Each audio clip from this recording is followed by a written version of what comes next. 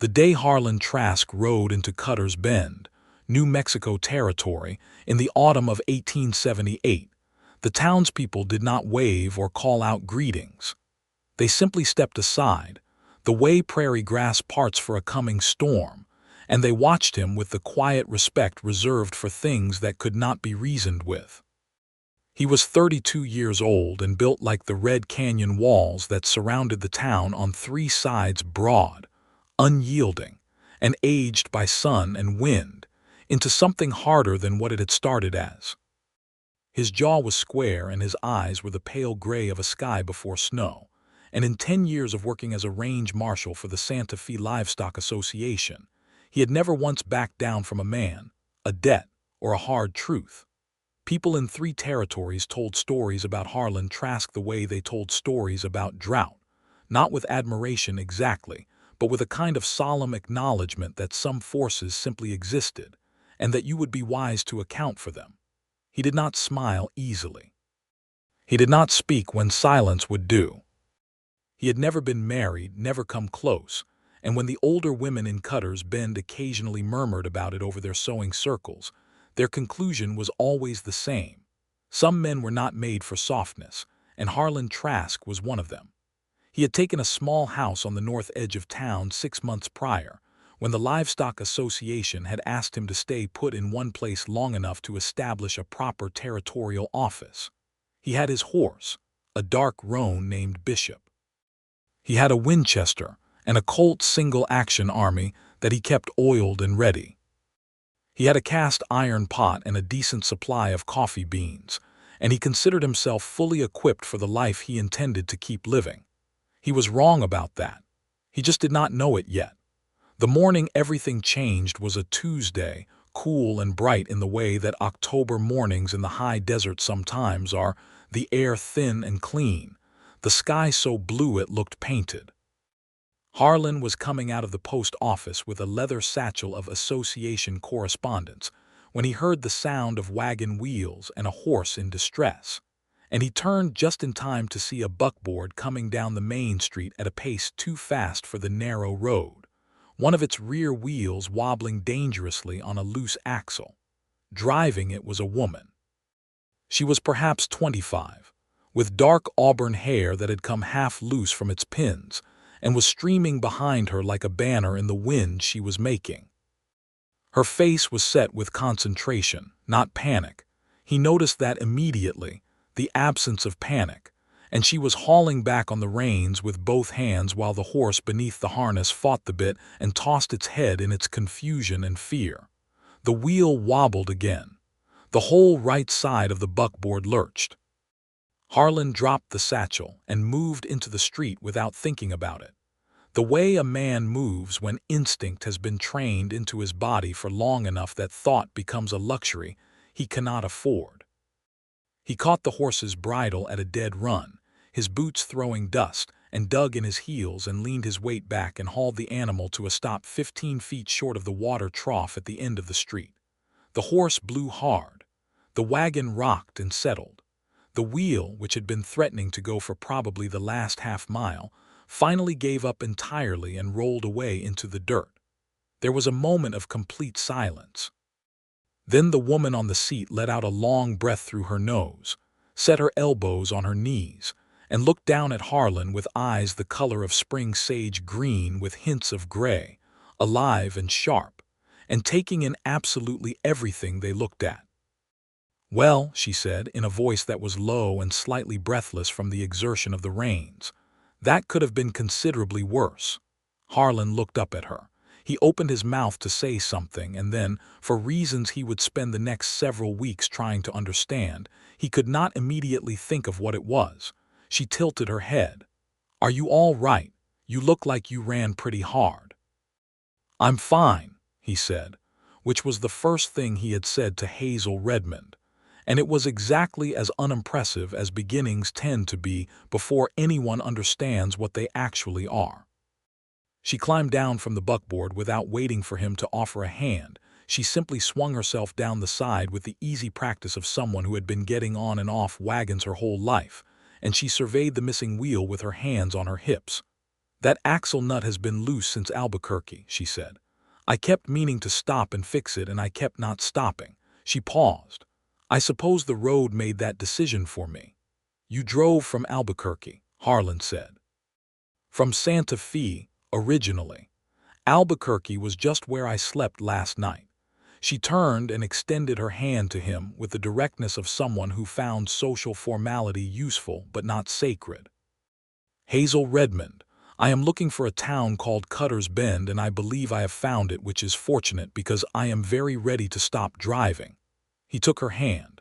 It was calloused at the palm, the hand of a woman who worked. He shook it once, and then held it perhaps 1 second longer than was strictly necessary before releasing it, and later he would not be able to say exactly why. "Harlan Trask," he said, "you found it." She smiled then, and it was not a small smile or a polite smile, but a full, unguarded thing that changed her entire face, and something shifted very slightly in the region of Harlan Trask's chest. Some small tectonic movement, barely perceptible, like the first hairline crack in the face of a canyon wall that has been standing unchanged for 1,000 years. He picked up the wheel from where it had rolled. "I'll get your axle fixed." She looked at him with those sage-colored eyes, and whatever she saw there must have told her something because her smile stayed. "Thank you, Mr. Trask. I appreciate a man who acts before he talks." Harlan Trask had no idea how to respond to that, which was an experience so entirely foreign to him that it left him standing in the street holding a wagon wheel, staring at the space she had occupied after she walked past him toward the general store, for a solid count of 5. Cutter's Bend had a population of roughly 340 people in the fall of 1878, and it had the things that a town of that size in New Mexico territory typically had: a general store run by a man named Floyd Briggs and his wife Mabel, a smithy, a livery stable, a small church, a one-room schoolhouse, a saloon called the Copper Spur, a land office, and a doctor who was also the barber, which was a combination that inspired more confidence in some people than others. It had a handful of ranches extending out into the surrounding country, and it sat along a route that connected to the Atchison, Topeka, and Santa Fe railway line 30 miles east, which meant it got travelers and it got commerce, but it was not large enough to have gotten wealthy from either.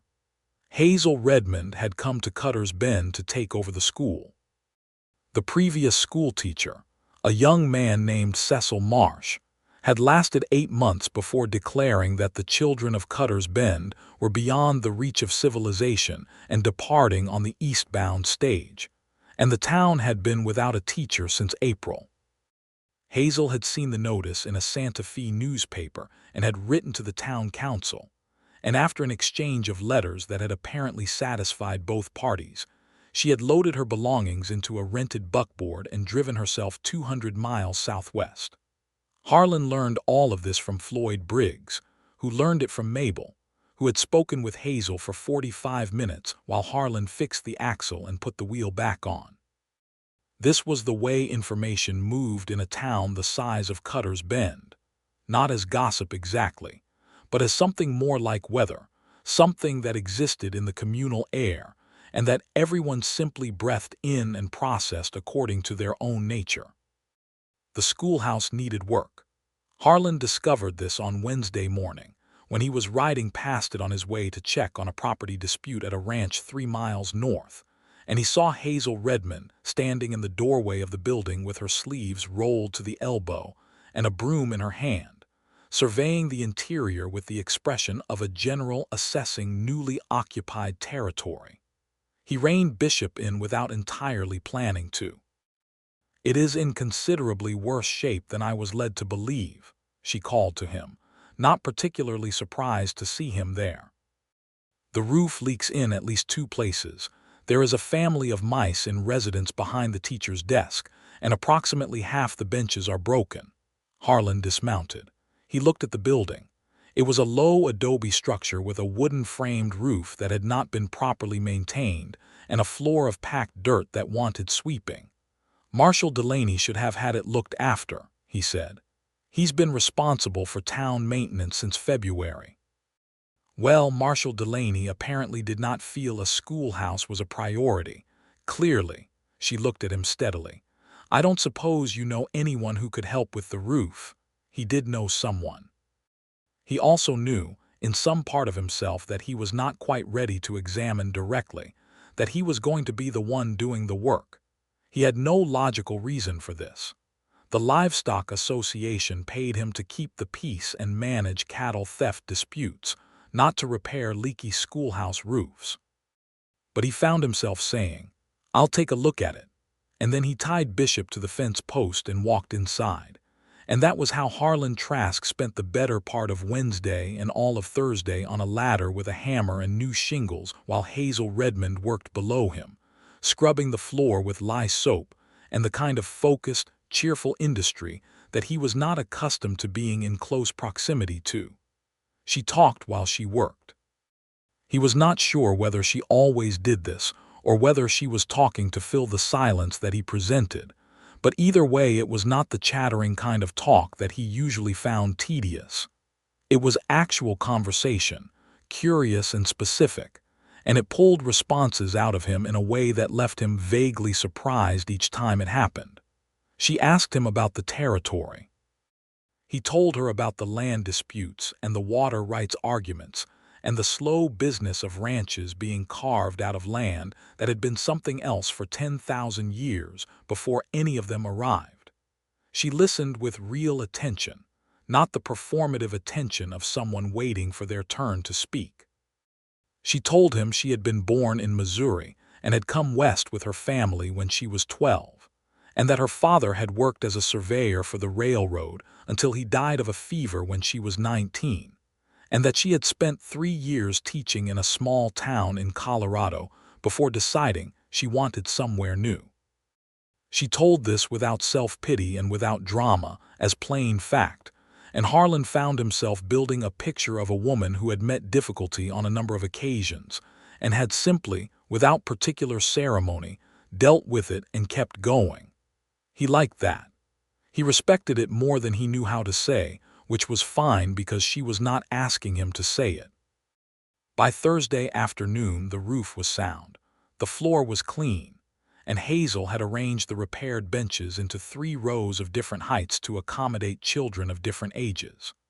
The late sun came through the newly washed windows at a low angle and lit the dust that still floated in the air from the cleaning, and the whole room looked unexpectedly warm and settled, as though it had simply been waiting for someone to pay attention to it.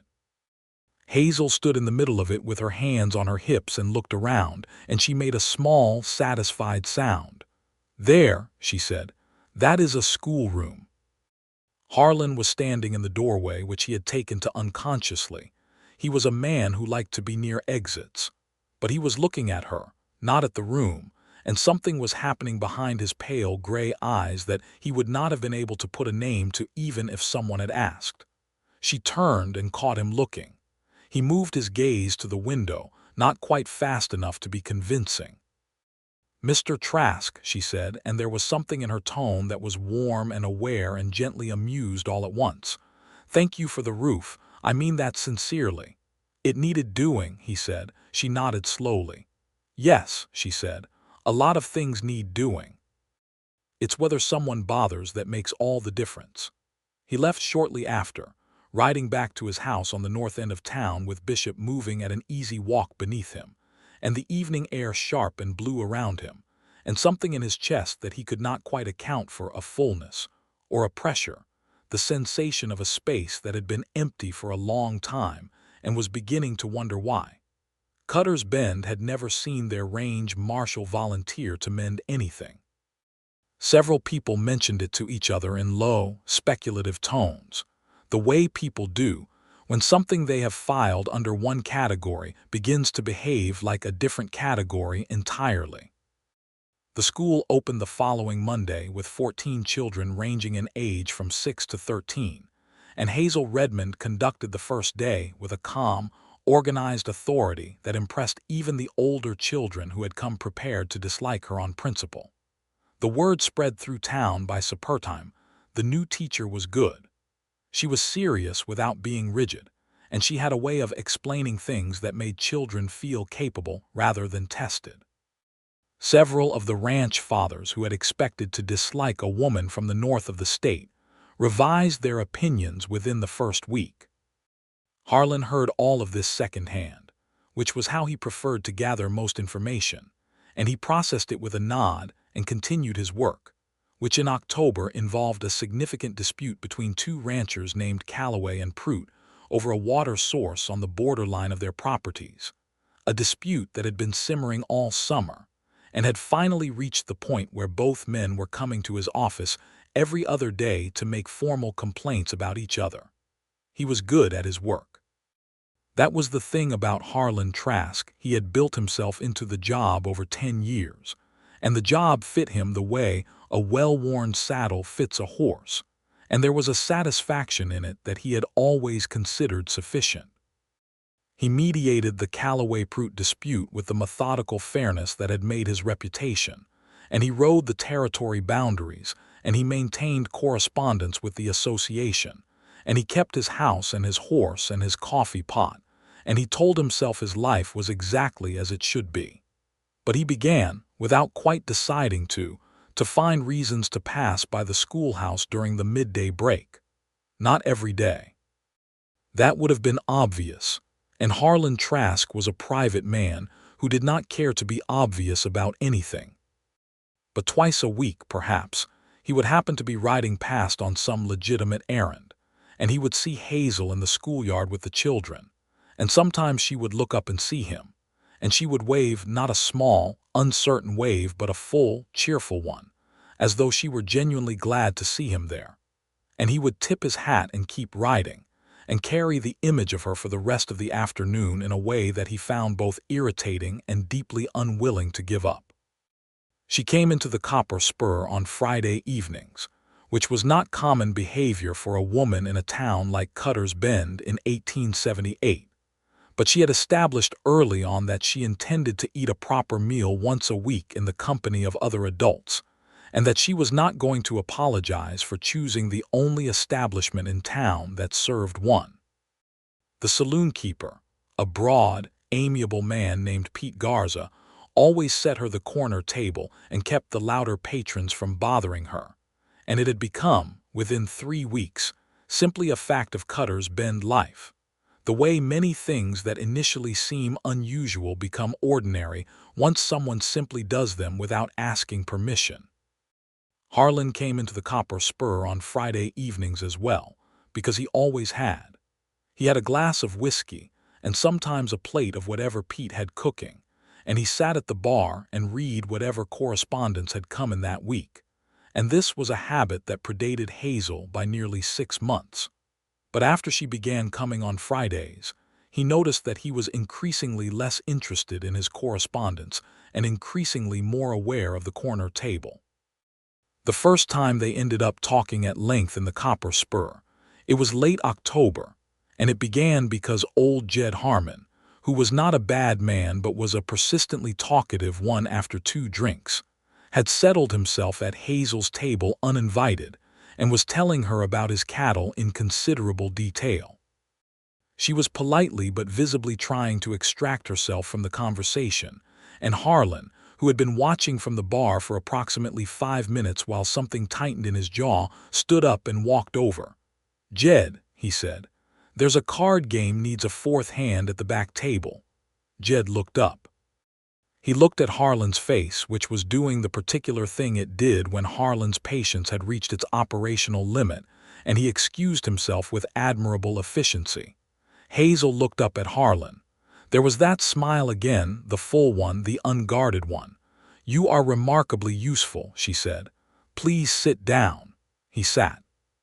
He had not particularly intended to, but he sat, and Pete brought over a second glass without being asked, which told Harlan that Pete had been watching the corner table at least as closely as he had. They talked for 2 hours. Harlan could not afterward account for how exactly that had happened. He was not a man who spent 2 hours talking, as a rule, but the conversation moved from the territory to the children in her school, to the nature of the land disputes he managed, to the books she had brought with her and what she thought of them, and at no point did it feel like the effort that talking usually felt like to him. It felt instead like something easy, like water finding its level.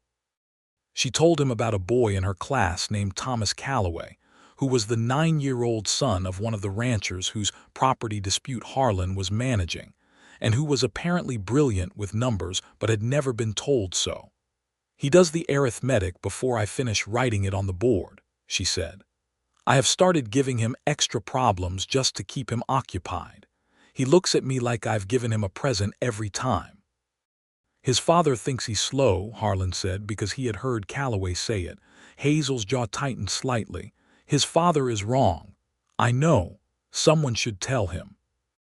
"I'm going to find the right moment," Harlan said, and he meant it because she had said it, and that was the beginning of something he was not ready to name yet. He rode home that night with the stars very bright and very close the way they are in high desert country, and Bishop moved easy beneath him through the dark, and Harlan sat in the saddle and breathed the cold, clean air, and tried very deliberately not to think about the way Hazel Redmond looked when she was angry on behalf of a child she had known for 3 weeks. He thought about it anyway. November came with its cold winds and its low sun, and the cottonwood trees along the creek that ran behind the south end of town went to gold and then dropped their leaves, and Cutter's Bend settled into its winter preparation with the particular purposefulness of a small community that knows what winter asks of it. Firewood needed cutting and stacking. Animals needed their winter feed arranged. The church organized a communal harvest meal for the first Saturday of November, the way it always did, and nearly the whole town attended, because the harvest meal was one of those things that people came to because community in isolated country is not a luxury but a form of survival, and everyone understood that. Hazel came with Mabel Briggs, who had appointed herself Hazel's primary guide to Cutter's Bend society, with an enthusiasm that Hazel met with genuine warmth. Harlan came alone, the way he always did, and sat at the end of one of the long tables that the men had carried out from the church and set up in the open air under the enormous cottonwood that shaded the churchyard. He was aware of her the moment she arrived, the way you are aware of the sun when it comes out from behind a cloud, not because it announces itself, but because everything it touches becomes slightly different. She was wearing a dress of deep green wool that Harlan thought was probably the nicest thing she owned, and that she had put on for the occasion with the same matter-of-fact intentionality she brought to everything. Her hair was up properly, and she had a shawl around her shoulders against the November chill, and she was already laughing at something Mabel had said before she was fully through the gate. Harlan stared at his plate and reminded himself that he was not a man who stared. She found a seat 3 people down from him, across the table, and the meal proceeded with the warm, particular chaos of 40 people eating together outdoors in cool autumn air, children running, dogs hoping for scraps, men arguing cheerfully about cattle prices and water rights, women managing everything with the efficient grace that comes from long practice. At some point in the middle of the meal, in a pause between conversations, Hazel looked across the table and directly at him. Not in the way people look at each other accidentally in a crowd, but with intention, the way she looked at things she was genuinely curious about. "Do you like this?" she asked. "Like what?" "This." She gestured at the table, the people, the whole spread of the harvest meal, community, people. He considered the question honestly, which was the only way he knew how to consider things. "I appreciate it," he said. "It's not the same thing as liking it." She nodded slowly, thinking about that. "You're more comfortable on the outside of things, generally, and yet here you are." "Here I am," he agreed, and for a moment they looked at each other across the table with something passing between them that neither of them had words for yet, something warm and still and serious all at once, like the first hour of a fire that is going to burn all night. Mabel Briggs, who was sitting beside Hazel, and had been watching this exchange with the delighted attention of a woman who reads the same thing in people that Harlan usually only noticed in weather, leaned over and said something in Hazel's ear that made Hazel look at her plate and press her lips together in the way people do when they are trying not to smile at something that is also embarrassing them slightly. Harlan looked away and found that his own plate was very interesting for the next several minutes. After the meal, while the adults talked and the children played in the last of the afternoon light, Harlan found himself walking with Hazel along the creek path that ran behind the church, which had happened because they had both stood up from the table at approximately the same moment and begun moving in the same direction, and neither of them had stopped. The creek ran clear and low in November, barely a whisper over the stones, and the bare cottonwood branches made a pale, intricate pattern against the darkening sky. "Can I ask you something?" Hazel said. They were walking slowly, not touching, the appropriate distance of people who are not quite yet whatever they are heading toward. "You can ask," he said. "People here talk about you as though you are a landmark, something that has always been here and will always be here and doesn't particularly need anything." She paused. "Is that how you think of yourself?" He was quiet for long enough that the creek made 3 or 4 small sounds in the silence. "I used to," he said finally. She glanced sideways at him. "And now?" He looked straight ahead at the bare white trunks of the cottonwoods. "I'm not entirely sure." She nodded, apparently satisfied with this, and did not push it further, and Harlan appreciated her for that more than for almost anything else she had done, which was considerable. They walked back toward the lights of the church in the early dark of November, and when they parted at the gate, she defined Mabel. "He to get Bishop from the livery," she said. "Good evening, Mr. Trask," with a warmth that made the title feel like something other than formality. "Good evening, Miss Redmond," he said, and stood at the gate and watched her walk away with that particular walk of hers, direct and unhurried, that made everything she was moving toward seem worth arriving at. He stood there for probably 30 seconds longer than made any sense. In December, a man came to Cutter's Bend who complicated things. His name was Gerald Whitmore, and he was a land speculator out of Denver who had been buying up small parcels across New Mexico territory for the past 2 years on behalf of a railroad company that was considering a southern route. He was 38, handsome in the polished way of men who spent money on their appearance, and he wore clothes that were expensive in a way that looked slightly absurd against the red dust of Cutter's Bend's Main Street. He booked a room at the boarding house run by a widow named Mrs. Harlan, and he began, within 48 hours, making the rounds of the town's property owners with a practiced charm that Harlan clocked immediately as professional. He also, within 48 hours, found his way to the schoolhouse at the end of the day and introduced himself to Hazel Redmond with the confident ease of a man who had never found a woman particularly unreachable. Harlan learned this from Pete Garza, who had seen Whitmore emerge from the schoolhouse direction on Tuesday afternoon with the particular expression of a man who has decided to invest in something.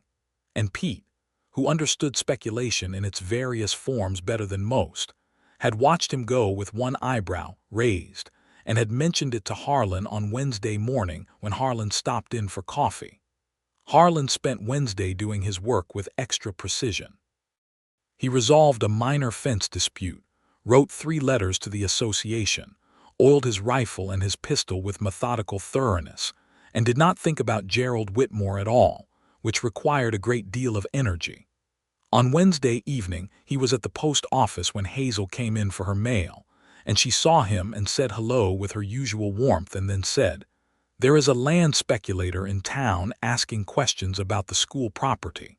He says the railroad may want the parcel."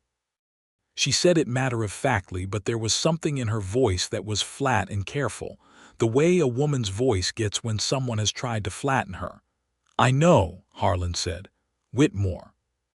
"He was very charming," she said. "I expect he was. He reminded me a little of a very well-dressed fence post, a lot of surface and not much depth." Harlan found that the inside of his chest did something complicated that landed in the general vicinity of relief. "He's in town to buy land," he said.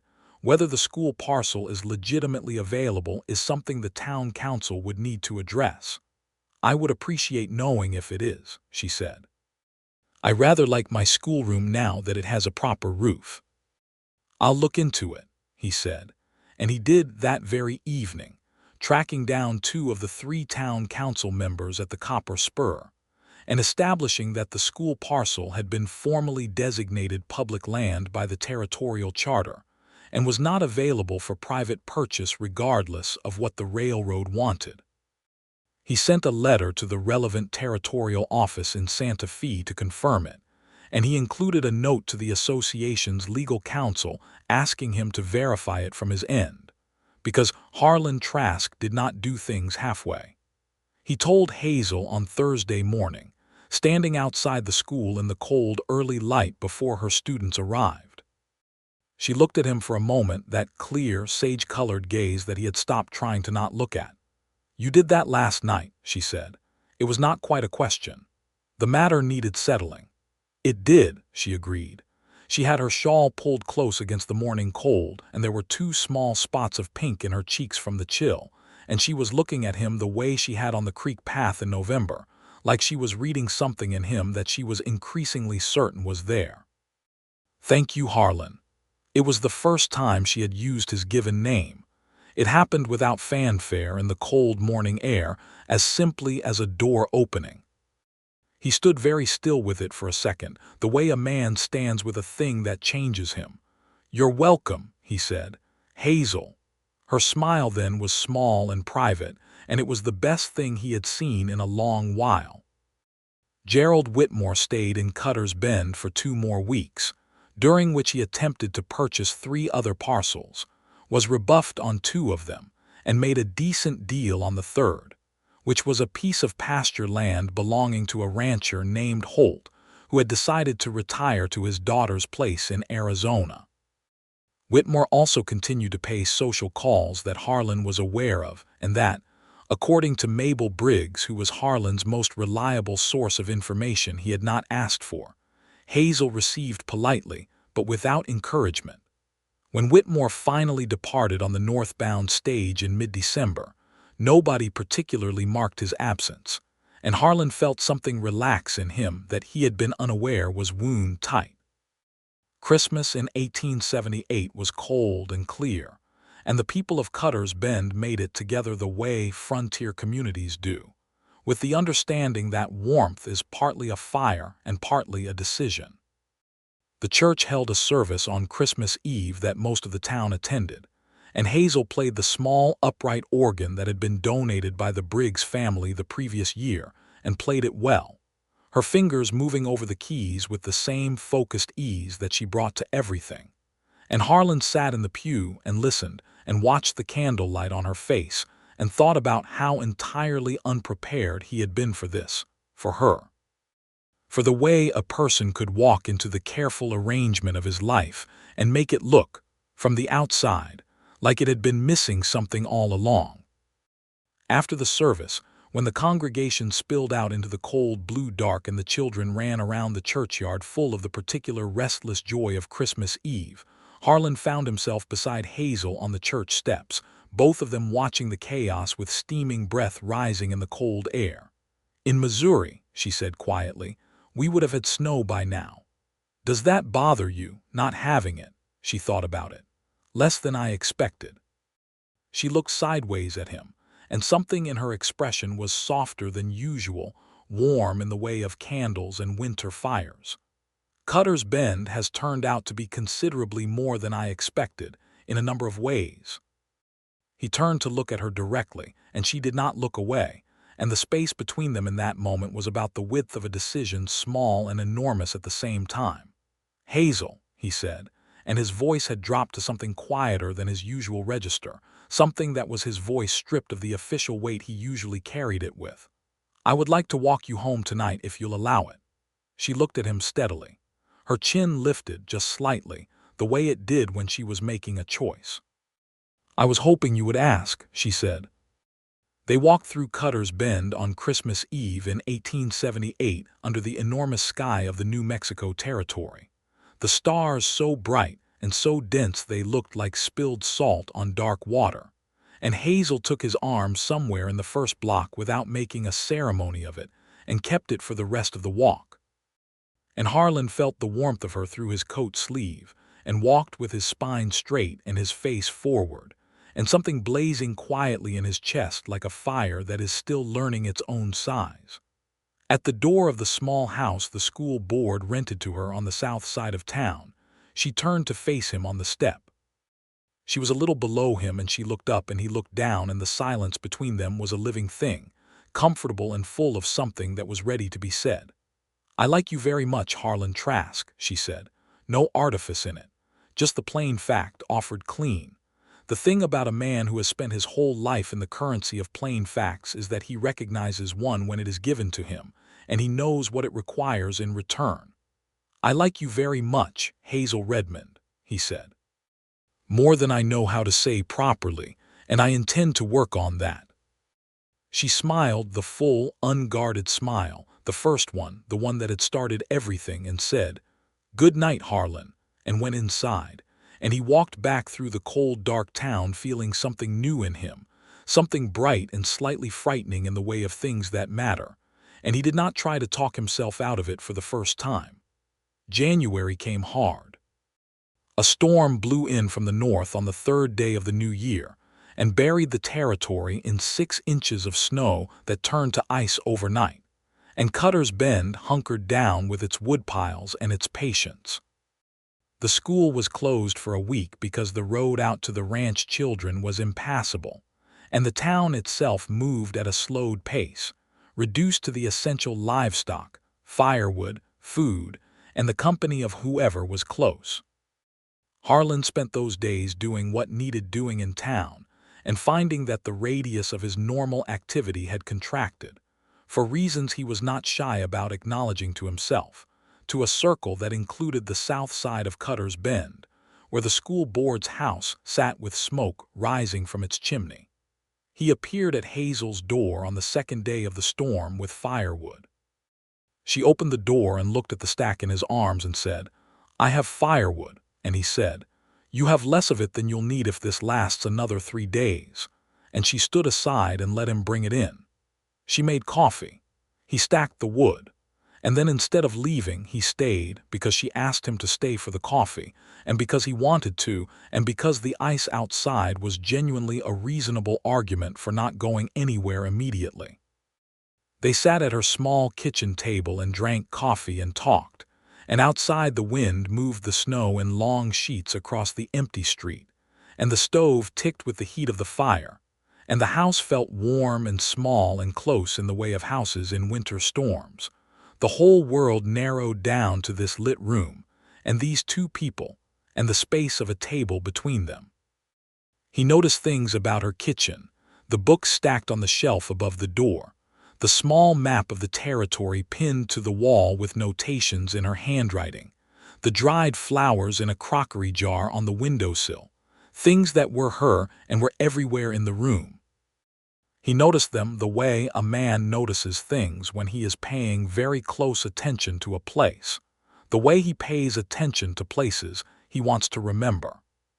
She told him that afternoon about her mother, who had died 2 years after her father, and about the aunt who had taken her in for a year in St. Louis, and about the way she had felt in that aunt's house like a tenant rather than a member of a family, and about how that feeling had made her decide that if she was going to be in a place, she would be fully in it, with her whole self, or she would not be there at all. "Is that why you walked into the Copper Spur on Friday evenings?" he asked. "Partly," she said. "And partly because the stew is quite good," he laughed. It was a quiet sound surprised out of him, and she looked pleased to have caused it. "You don't do that often enough," she said. "Eat stew. Laugh." She rested her chin on her hand and looked at him. "You hold a great deal of yourself very tightly, Harlan. I've been told. Does it bother you being told?" "Not by everyone," he said, looking at her directly, and that landed the way he intended it to. He watched the understanding of it move across her face, and the warmth that followed.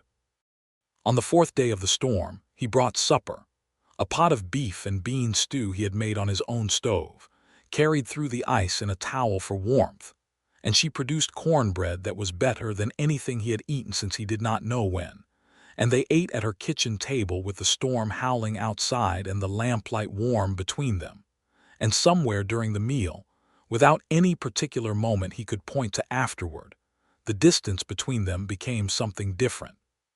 Something that was no longer the careful, appropriate distance of two people being sensible about a thing they both felt, but the natural close distance of two people who had decided, without quite saying it yet, that they intended to stay near each other. On the fifth day, the storm broke. The world emerged into a blinding white silence, the sky clean and sharp and very blue above the snow, and Cutter's Bend began the business of digging out.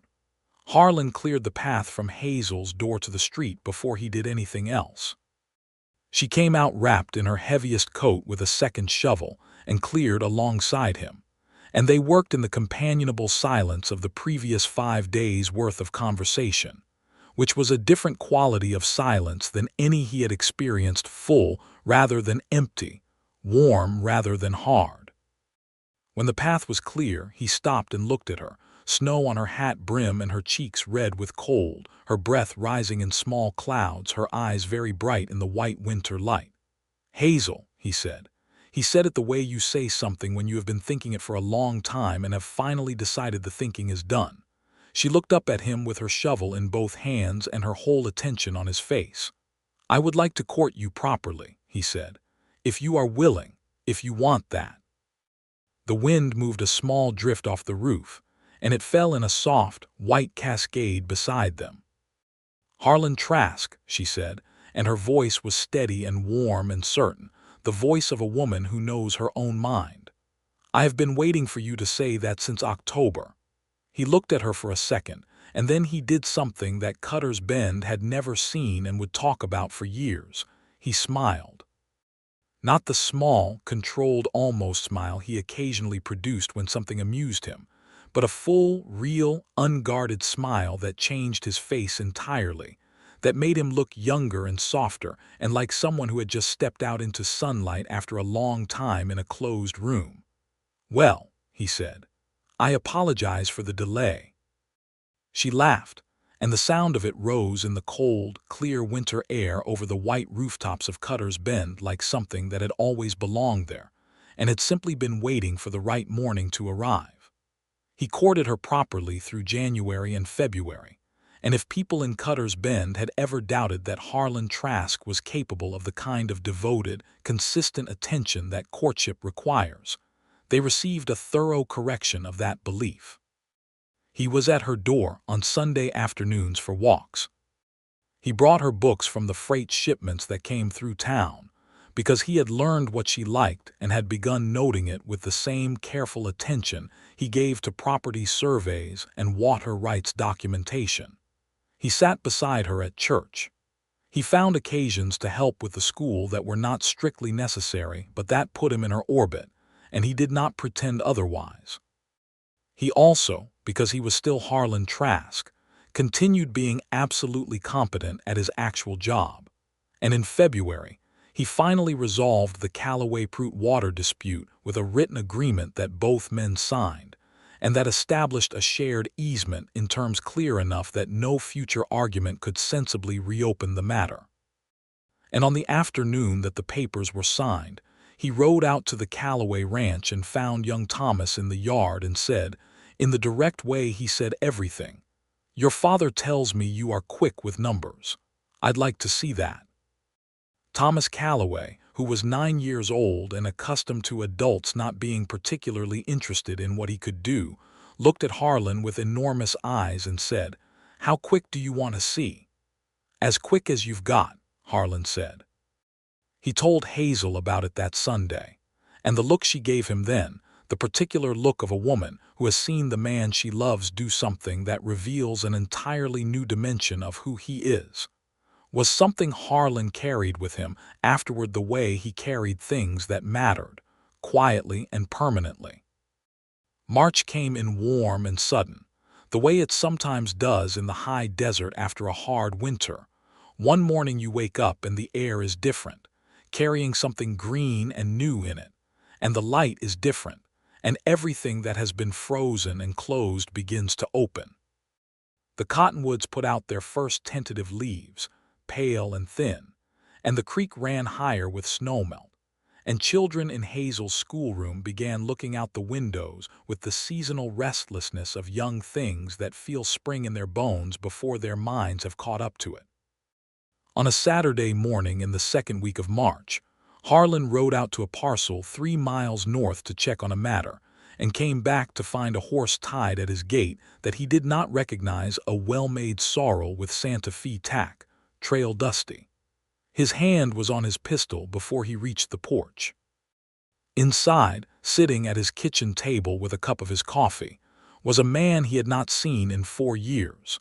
A former association colleague named Ben Crofton, a quiet, steady man who had ridden with Harlan for 3 years in the early part of the decade, and who Harlan had respected and liked in the uncomplicated way of men who have worked difficult country together.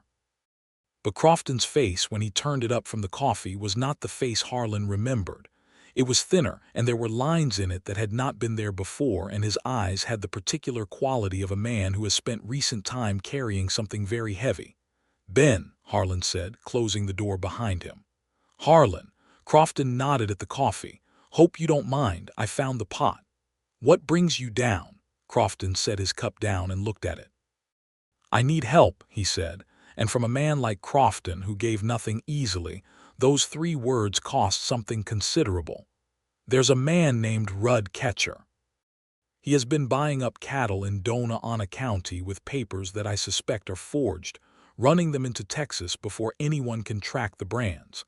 I've been working the case for 6 weeks and I'm alone, and I've had 2 attempts on my life in that time, and I need someone I trust to ride south with me and help me close it out."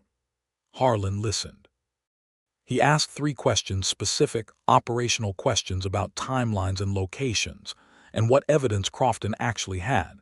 And then he sat back and looked at his former colleague and understood 2 things simultaneously: that this was a legitimate case that needed handling, and that it was going to take at least 3 weeks to do it, and that 3 weeks was time he was going to feel very acutely now in a way he would not have felt 6 months ago. "When do you need to leave?" he said. "Day after tomorrow, ideally," Harlan nodded. "I'll ride with you." He spent that afternoon writing reports to the association, arranging for Marshal Delaney to cover his regular duties, and making sure that the administrative side of everything was accounted for. And then, in the early evening, he walked to the south side of town. Hazel answered the door with chalk on her fingers, which meant she had been preparing school lessons, and she looked at his face and understood before he spoke that something had changed in the day. He told her plainly: Crofton, the case, the cattle theft, the departure, all of it. She listened with her arms crossed loosely at her waist and her expression attentive, and when he finished there was a brief silence. "You have to go," she said, not a question. "Ben needs someone he trusts, and the case is real." "I know," she said. She looked at him steadily. "You are a man who does what he says he will do and goes where he says he will go. That is one of the things she paused and then said it cleanly, without decoration. That is one of the things I love about you." It was the first time either of them had used the word, and it fell between them like the first warm rain of spring, sudden, necessary, filling every dry place it touched. Harlan stood very still for a moment. Then he closed the small remaining distance between them, and he did something he had been moving toward for months. He took her face in his hands carefully, as though she were something of extraordinary value, which she was, and he kissed her in the lamplight of her doorway with all of the feeling he had spent a winter learning to stop containing. She kissed him back with her hands on his chest, warmly and completely, the way she did everything. When they drew back, she was looking at him with bright eyes and high color in her cheeks and the smile that had started everything. "Come back," she said. "I'll come back," he said. He left the next morning before dawn, riding south with Crofton through the pale desert light, and he carried her with him the whole way, not as a distraction but as an anchor, as the thing that made everything else make sense. The work in Dona County took 22 days. It was not violent in the end, though it could have been. Rudd Ketcher was a careful man who had built himself considerable insulation through the use of other people's hands for the actual theft. but Harlan's ability to follow the paper trail of fraudulent cattle papers with the same methodical patience he brought to everything, combined with Crofton's knowledge of the local terrain and his existing relationships with several ranchers who had been defrauded, was enough to assemble a case that the territorial marshal in Las Cruces could prosecute. Ketcher was arrested on a Wednesday morning without incident, and by Thursday the paperwork was in order and Harlan and Crofton shook hands in the late afternoon sun outside the marshal's office. "Thank you," Crofton said, and he meant it deeply. "Ride carefully," Harlan said. He made the return ride in 3 days, pushing hard but not recklessly, because he was Harlan Trask and he was precise about things even when he was in a hurry. And he arrived in Cutter's Bend on a Sunday afternoon in early April when the cottonwoods were in full tender leaf, and the air smelled of the desert in spring, warm and clean and full of things beginning. He tied Bishop at the livery and walked directly to the south side of town. Hazel was in the schoolyard with half a dozen children who were doing something complicated with a rope and a chalk circle on the ground, and she had her back to the gate when he came through it. One of the children, Thomas Calloway, saw him first and said, "Miss Redmond, that's the marshal," and Hazel turned. She looked at him from across the yard for 2 seconds, and then she walked across it to him with her usual direct, unhurried pace, and he walked to meet her, and they met in the middle of the yard with the children watching with the uncomplicated interest of children who have not yet learned to pretend they are not watching things. She put both hands on his face the way he had put his hands on hers 3 weeks before, and looked at him properly, checking him the way you check something you have been worried about. "You are entirely well," she said, with the relief in her voice that she did not bother to hide. "I am entirely well," he confirmed. She pulled him down and kissed him firmly on the cheek, and behind them 6 children made the various sounds children make when adults do something they find simultaneously embarrassing and wonderful. "Back to your game," Hazel told them without turning around, and they scrambled back to the rope and the circle, and she stood in the spring yard with her hands now in his, both of them looking at each other in the April sunlight like people who have established, definitively, that this is where they are meant to be. Spring in Cutter's Bend was a season of its own particular beauty, the desert flowering in ways that were brief and vivid, and not wasted on anyone who was paying attention. Wild poppies came up in the dry country north of town in shades of orange and red that looked improbable against the red dust, and in the evenings the light went golden and long, and everything it touched looked like something in a painting. Harlan had lived in this country for 6 months before Hazel arrived and had noticed the beauty of it in the way you notice things that are present but not personal. After April, he noticed it differently. He noticed it the way you notice things when you have someone to show them to. He brought her out to the canyon country on horseback one Saturday afternoon in late April, because she had told him she had not yet seen it, and he found this an unacceptable state of affairs. She rode a calm bay mare named Clara that she had established an arrangement with from the livery, and they rode out through the desert in the long afternoon light with the red canyon walls rising ahead of them. And when they came through the narrow pass into the open canyon country with its enormous sky and its ancient, impossible colors, she went quiet in a way that told him she was feeling it the way it deserved to be felt. They sat on their horses at the top of a low sandstone ridge and looked out across the canyon for a long time without speaking.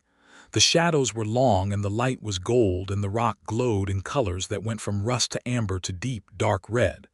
"I understand why you are the way you are," she said eventually. He looked at her. "What way is that? Quiet, inside yourself. You live in a landscape that does all the speaking." He thought about that. Never thought of it that way. Most people don't think of the way their landscape shapes them. She glanced sideways at him with those sage-colored eyes. "I grew up with the Mississippi in the distance and Missouri storms. I learned to pay attention to big things coming from far away. You grew up with this," she gestured at the canyon. "You learned to be still inside big things." He held that in for a moment, the precision of it, the way she had looked at him and the world he moved in, and found the connection. "That's probably true," he said. "Definitely true," she said comfortably. "And then, I love it here, Harlan. I want you to know that. This place, all of this." She made a gesture that encompassed the canyon and the sky, and he suspected. The whole life she had been building in the 3/4 of a year since her wagon wheel fell off in the main street. "I'm glad," he said, and the simplicity of it did not capture what he meant, which was something much larger, something like, "I am glad you are here. I am glad you stayed. I am glad your wheel fell off. I am glad I was outside the post office at the exact right moment. I am grateful for every specific accident that led to this particular afternoon on this sandstone ridge with you." He did not say all of that, because he was still Harlan Trask, and he was still learning to give words to large things. But she looked at him, and he thought she might have heard it anyway, because she reached over the gap between their horses and put her hand briefly on his, just for a moment, and then they rode back toward town through the golden late afternoon like two people who are entirely certain about each other, which is not a thing that happens often enough in this world and ought always to be recognized for the remarkable thing it is. In May, he proposed. He had been thinking about it since February, which would have surprised everyone who knew him if they had been aware of it, but he had been sure of what he wanted since the kitchen table during the January storm, and the month since had only confirmed it, and Harlan Trask did not defer things once he had made up his mind about them. He only deferred the expression of them until the moment was right. The moment presented itself on a Tuesday evening in the middle of May when they were walking along the creek south of town in the late light, a walk they had taken many times now with the ease of established habit, the cottonwoods full and green above them, and the creek running clear and easy with the last of the snowmelt. He stopped walking, and because they had been walking close together, she stopped a step beyond and turned. He looked at her, really looked at her, the way he had been looking at her since October, with the feeling of a man trying to memorize something. And he said, without preamble and without performance, in the same plain voice he used for everything that was true, "Hazel, I want you to marry me. I want to build a life with you here in this town, in this country. I want to have a home that is ours and not mine or yours. I want—" He paused, and this was the hard part, the part that required him to go past the plain fact into the feeling behind it. "I want to keep walking with you, along this creek and everywhere else, for as long as I have." The creek ran. A bird said something in the cottonwoods. Hazel was looking at him with her eyes bright and her chin lifted, and that particular quality in her expression that was all her own, clear and direct and warm all at once, like light coming through good water. "Yes," she said. "Of course yes, Harlan. 1,000 times yes." He exhaled, a slow, quiet release of something he had not known he was holding, and he held out both hands, and she took them, and they stood beside the creek in the May evening holding hands with the simplicity of people who have found what they were looking for and are at peace. He kissed her then with more intention than the doorway kiss at Christmas and less surprise than either of them expected, and it was good and right, and felt like the closing of a question that had been asking itself since an October morning in a dusty street. They were married in June, which gave the women of Cutter's Bend 6 weeks to prepare the kind of wedding that a town of 340 people prepares for the marriage of its resident landmark, and the woman who turned out to be the thing he had been missing without knowing it. Mabel Briggs organized. The church was dressed with wild poppies and sage. Floyd Briggs, who was both practical and sentimental in the manner of men who run general stores and have therefore seen everything human, provided the wedding supper at a cost he described as neighborly, and which everybody understood to mean free. Thomas Calloway was there with his family, and he sat in the front pew with the slightly awestruck expression of a child who has watched two adults he admires very much make a serious and permanent choice, and who has understood, perhaps more than most of the adults present, that this is an uncommon and valuable thing. Harlan stood at the front of the church on a June morning with the windows open, and the summer air coming through carrying the smell of the desert and the distant canyon country.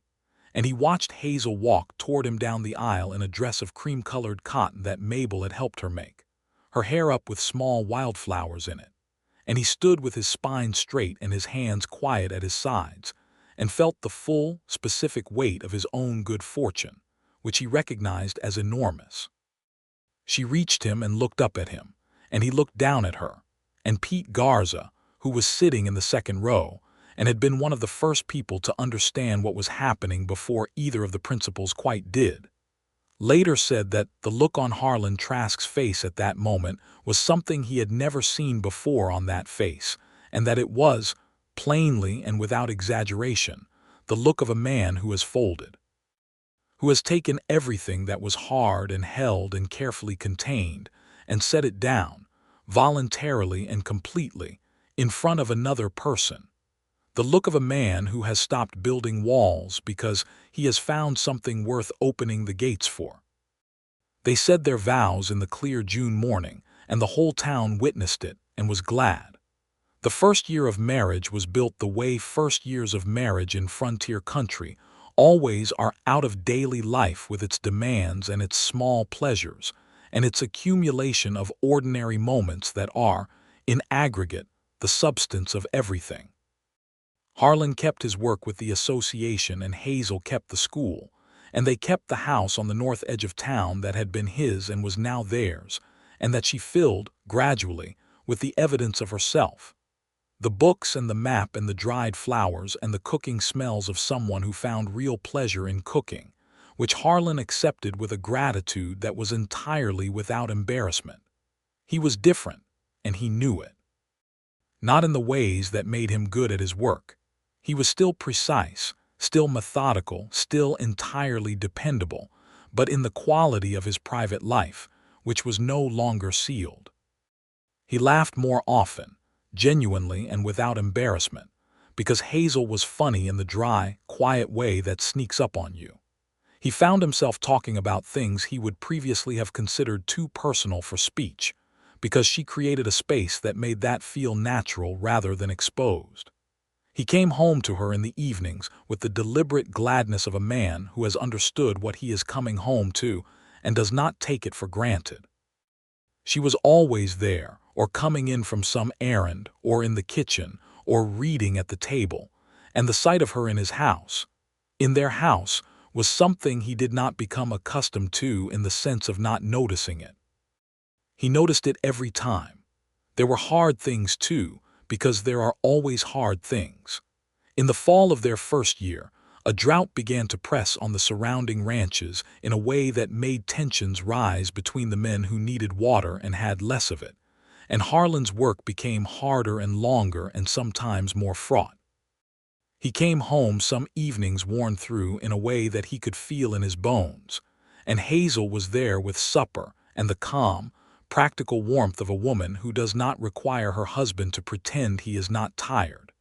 And in December of that year, 3 months after they had first begun to hope it quietly to themselves, she told him she was expecting a child.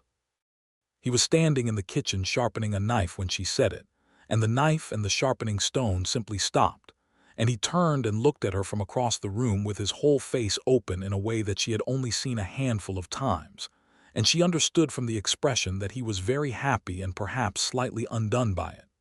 He crossed the kitchen and held her carefully, his arms around her and his face against her hair, and she could feel how carefully he was breathing. "Are you all right?" she asked quietly, because sometimes very happy things require careful handling. "Better than all right," he said. "Better than I know how to say." "You'll learn how to say it," she told him. "You've been practicing." He made a quiet sound that was both a laugh and something deeper than a laugh.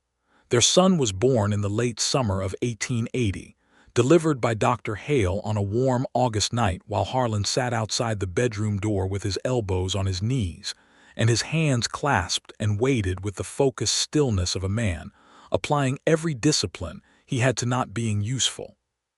The sound his son made upon arrival into the world, immediate, indignant, and remarkably authoritative for someone who had existed outside of it for approximately 30 seconds, was the most extraordinary thing Harlan Trask had ever heard in 34 years of hearing things. They named him James, for Harlan's father, and William for Hazel's, and called him Jamie.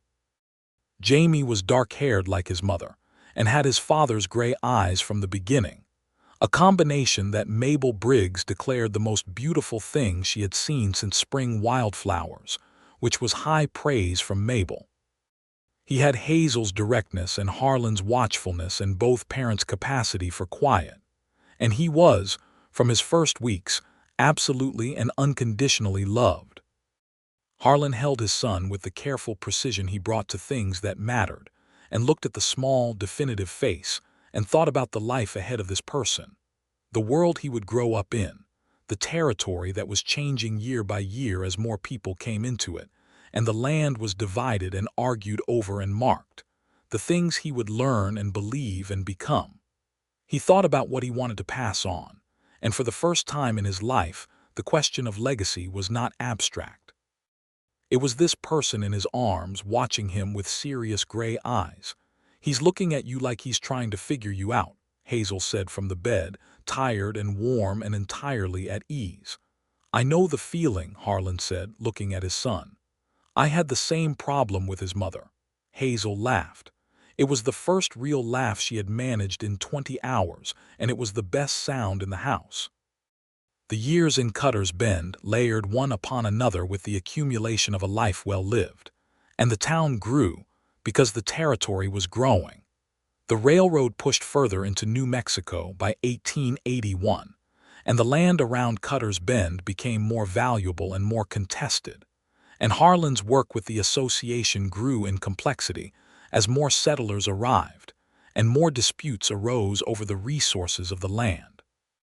He did it well and consistently, and the reputation that had preceded him for a decade expanded rather than diminished, because it turned out that the things that had made him good at his work, the precision, the steadiness, the absolute reliability, were not diminished by happiness.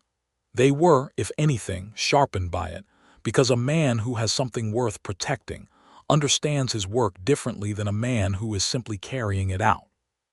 He was at his desk in the association office one afternoon in the spring of 1882 when Thomas Calloway appeared in the doorway, not the 9-year-old Thomas of 4 years before, but a 13-year-old Thomas who was tall for his age and had the composed, attentive quality of a young person who has been taken seriously by adults often enough to have started taking himself seriously.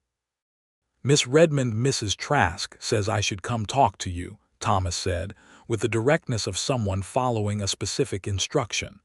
"She says you might know something about engineering schools." Harlan looked at the boy for a moment. He did know something. He also knew that Thomas's father, whose water rights dispute Harlan had resolved 4 years ago, had the conventional view of his son's future that most ranchers held, which was that a son grew up and ran the ranch, full stop.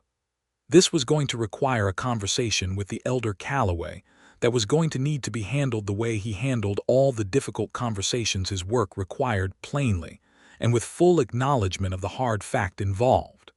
"Sit down, Thomas," he said.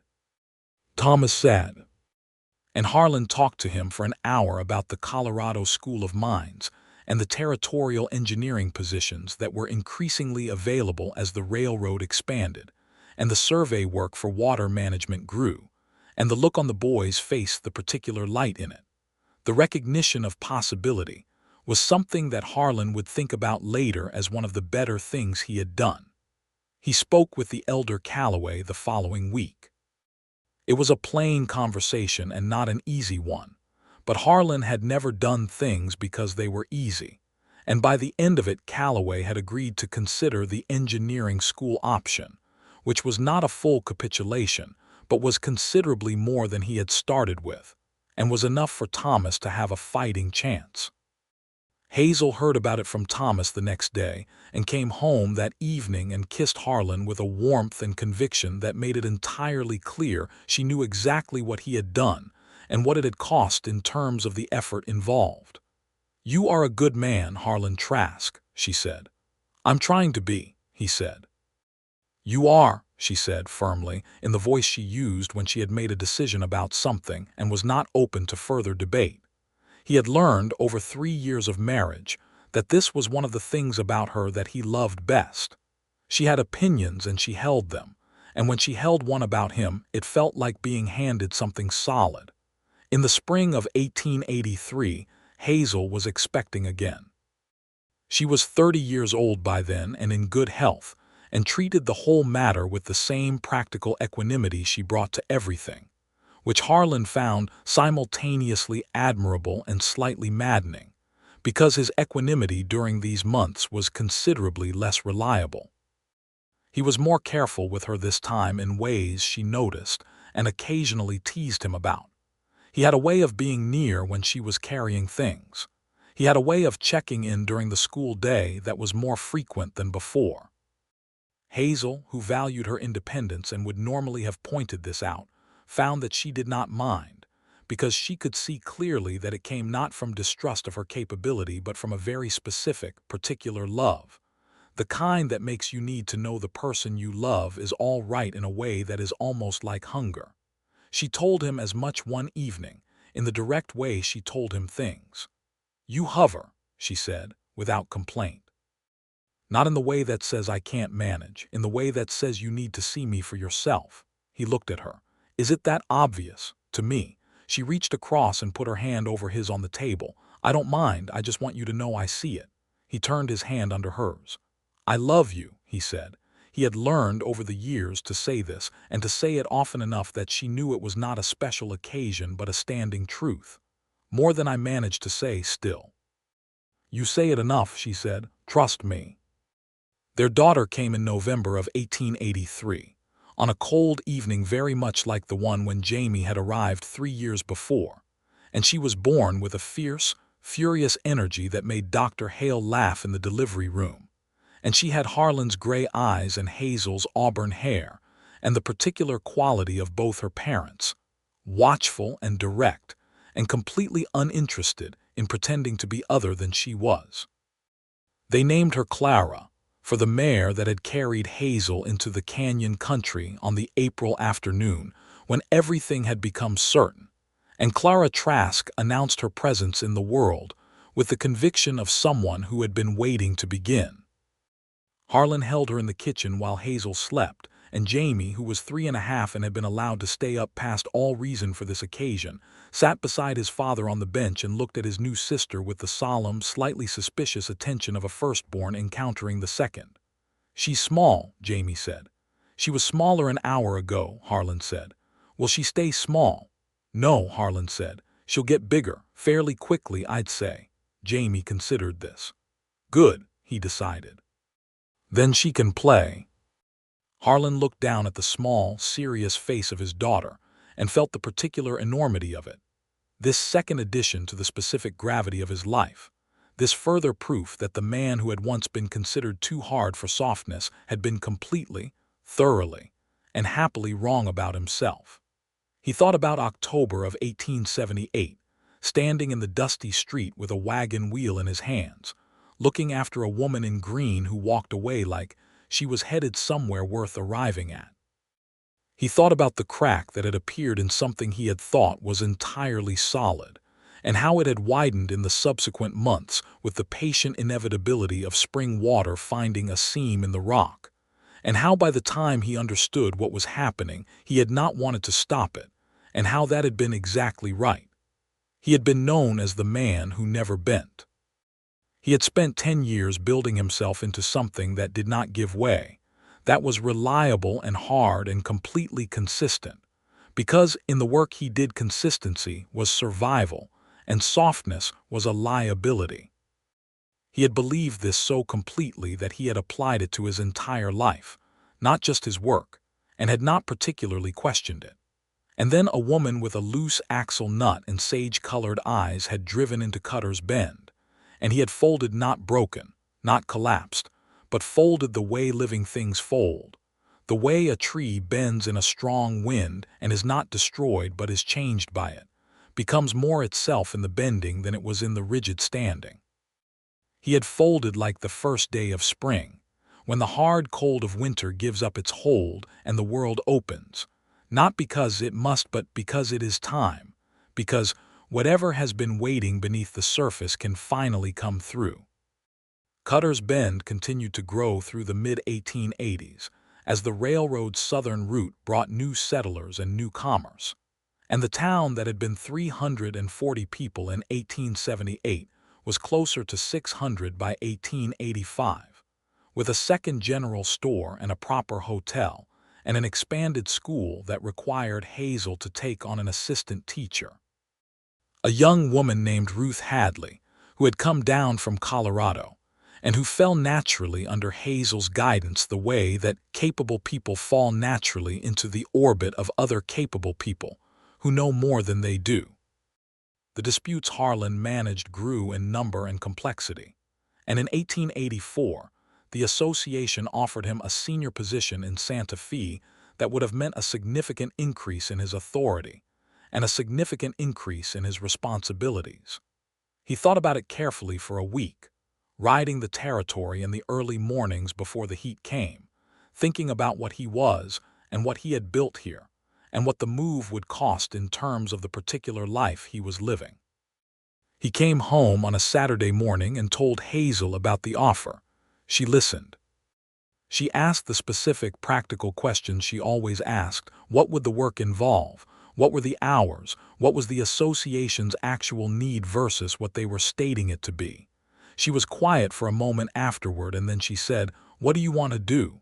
"I want to stay here," he said. She nodded once firmly. "Then we stay." "It's your life too," he said. The school here needs me as much as any school in Santa Fe would, and I am not going anywhere I don't want to go." She was direct and clear about it without drama.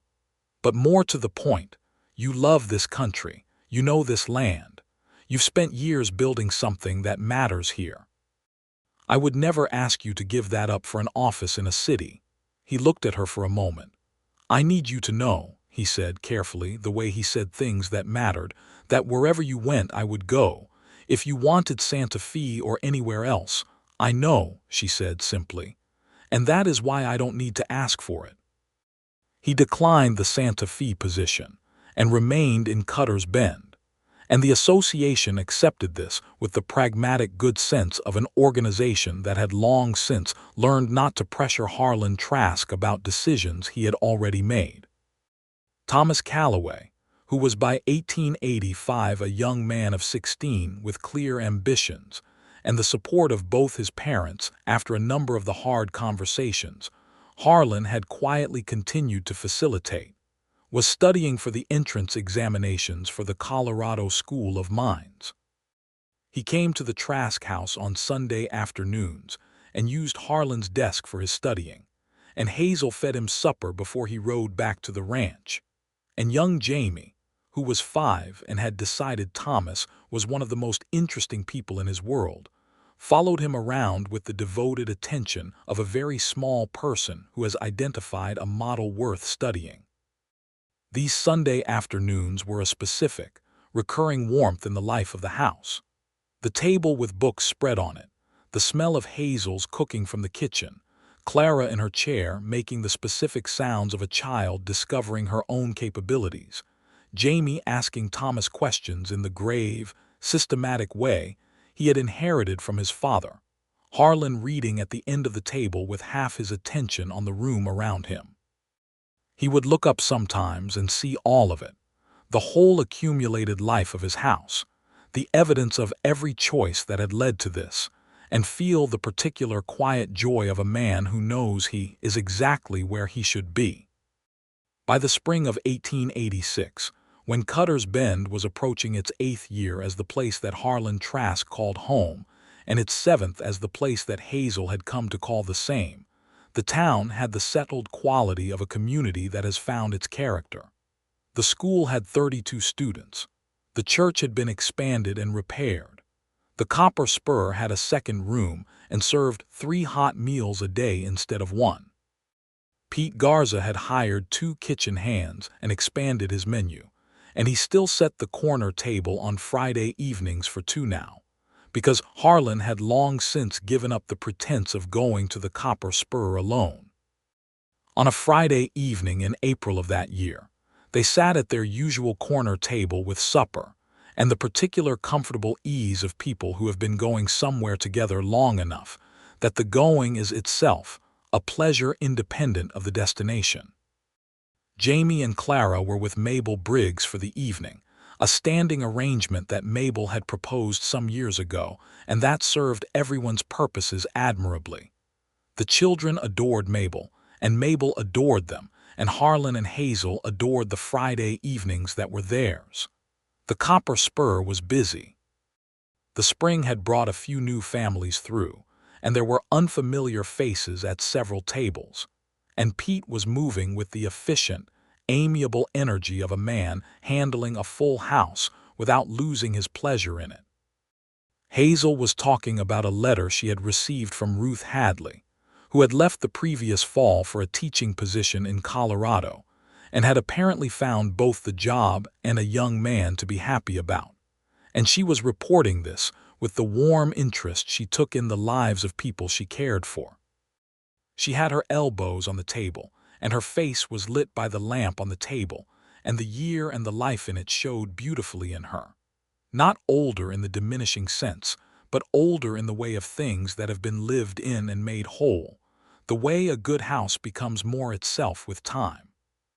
Harlan watched her talk and listened to what she was saying and felt, as he often did in these moments of ordinary particular happiness, a specific gratitude for the randomness of it all, for the loose axle nut and the October morning, and the instinct that had sent him into the street before he had time to think about it, for the fact that she had stopped in Cutter's Bend and not driven past, for the Friday evenings at the Copper Spur that had been his before they were theirs and were better now than they had ever been. "You are not listening," she said with fond suspicion. "I am listening," he said.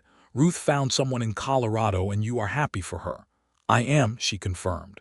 "And you were also thinking about something else." "I was thinking about October of 1878, he said. She tilted her head. "The wheel." "The wheel," she smiled. "If that axle had been tighter," she said, in the philosophical tone of someone who has considered this before. "I would have found another reason," he said. "It might have taken longer," she laughed quietly. "Probably not that much longer." "No," he agreed. "Probably not." The lamp flickered briefly as the door opened, and a draft moved through the Copper Spur, and in the brief dimming and brightening of the light she looked at him across the table with 8 years of shared life in her expression. The schoolroom with the new roof, and the storm weeks, and the canyon country, and the creek in May, and the June wedding, and Jamie and Clara, and all the Sunday afternoons, and all the Friday evenings, and all the mornings that made up a life. "I love you, Harlan," she said, "just that. No occasion, no ceremony, the standing truth." "I love you, Hazel," he said. "More than I can say." He paused. "I've been practicing for 8 years and I still can't say it enough." "Then keep practicing," she said. "We have time." They did have time. They had the rest of that spring and the summer and all the years after it, and Cutter's Bend had them both. And Thomas Calloway went to Colorado and became an engineer, and came back one summer to show them the survey maps he had made of a water management project in the Northern Territory.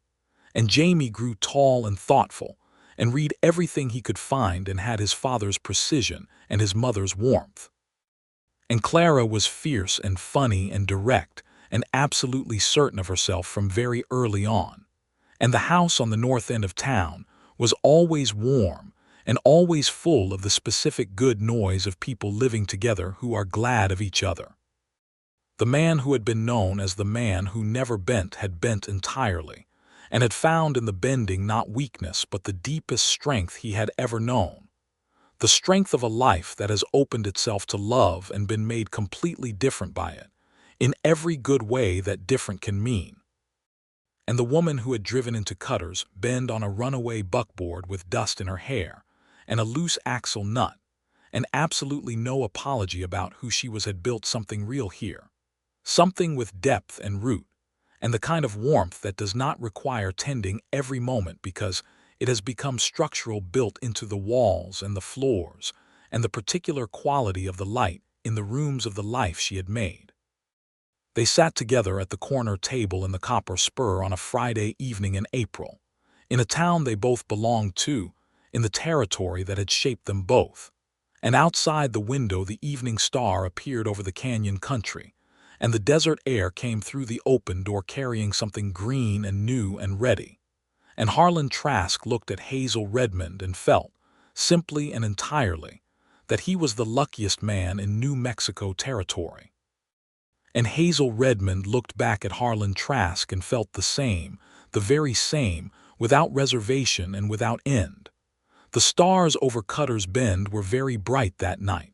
They always were. And the two of them walked home through the spring dark, close together. The way they had walked on a Christmas Eve 8 years before that had changed everything. And the town was quiet around them, and the sky was enormous and full of light. And everything was as it should be, and everything was whole.